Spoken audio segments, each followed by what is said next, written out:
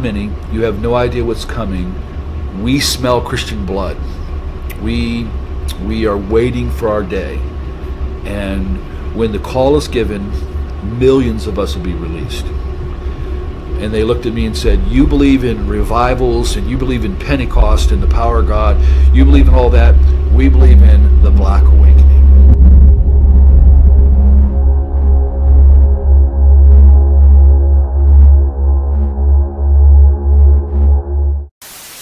So I look at you or I look here? It's up to you. Okay. So, all right. What is the Black Awakening?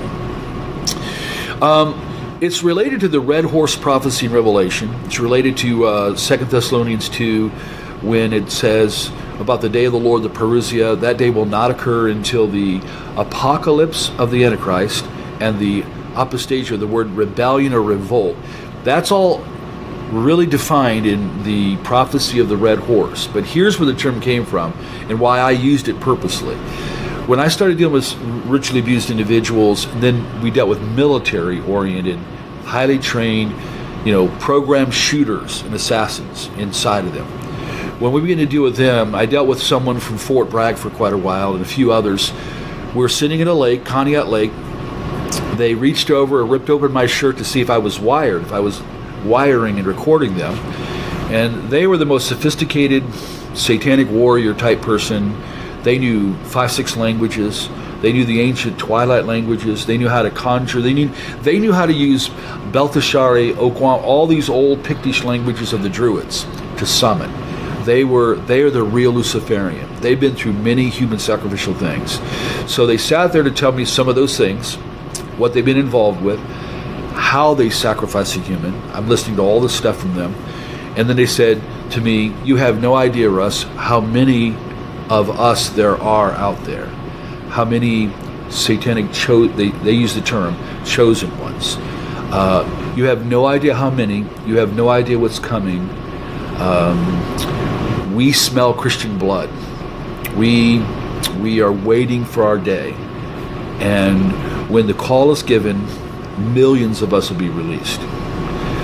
And they looked at me and said, you believe in revivals, and you believe in Pentecost and the power of God. You believe in all that. We believe in the Black Awakening, a multi-continental release of power to activate the program demonized, where they've weaponized the demonic powers to these super soldiers. Are they waiting for a specific time to unleash their power? Yeah, they are, because they have to do it at the moment the Antichrist is, like you read in 2 Thessalonians 2, that it's caught the echo, the restrainer is holding back the apocalypse of the Antichrist, the unveiling in his movement. So right now he's held restrained.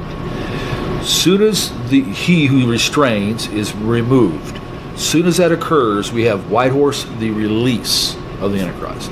Instantly, we have the release of the red. It says the whole earth.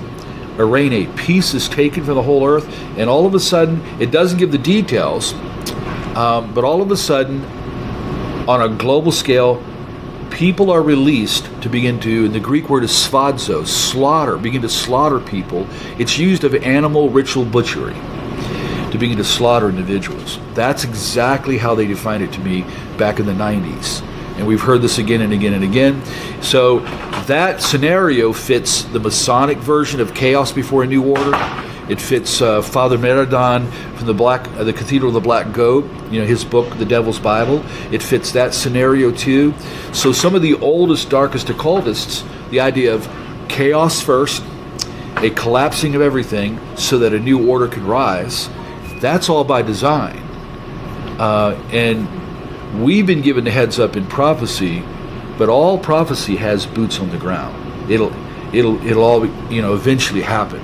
So I do believe that millions and millions of these trained, programmed, altered, demonized super soldiers, whether we want to say it or not, they believe they're being raised to help bring the Antichrist in. When I was in England just a few months ago, their top guy that deals with SRA, Wilfred Wong, 25 years. So first time I meet him, I pull him aside and I said, listen, you've been doing this 25 years, yeah? I said, you know all about programming and demons, all that? Yes. I said, I looked right at him and I said, Wilfred, why are they here in England? Instantly, he said, they are here to collapse our government. They are here to help bring in and usher in the Antichrist and a new order. He didn't know me. He already knew. That's true in Germany when we were in Germany, when we went to Wadelsburg Castle. That's true in Poland when we went there. That's true in Switzerland. It's true in Canada. So when we talk about our research in 38 years worldwide, there may be well over 100 million generations of them. And if even half, or even if 10% were intact, like say the United States, remember the shooter in Vegas? Look what he did. Look what that guy did. Okay, notice what would happen if 10,000 of them, or like Colorado Holmes, or like Jared in Arizona, what if 10,000 of them were released in 1 week? That's their plot and plan, and biblical prophecies ahead of that to say here is what is going to happen, and from that a global monetary collapse, and from that's all that chaos is coming.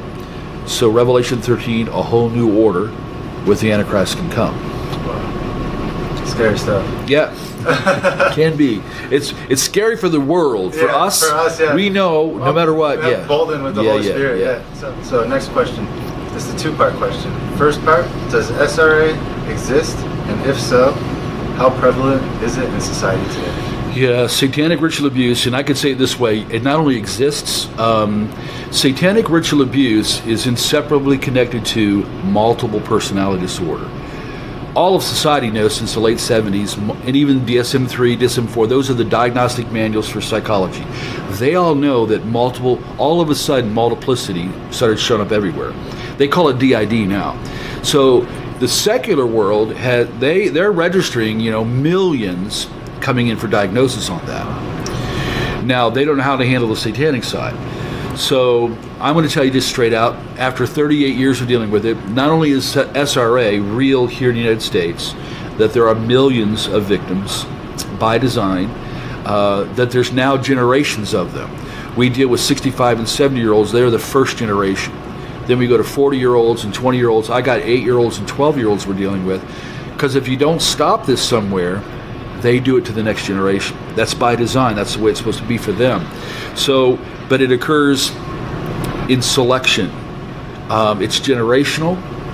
It caused and it's simply to say that they bring a lot of trauma to the child to cause split in personality, so that they can demonize and or begin to program. You're going to be a witch. You're going to be a conjurer. You're going to be a program shooter.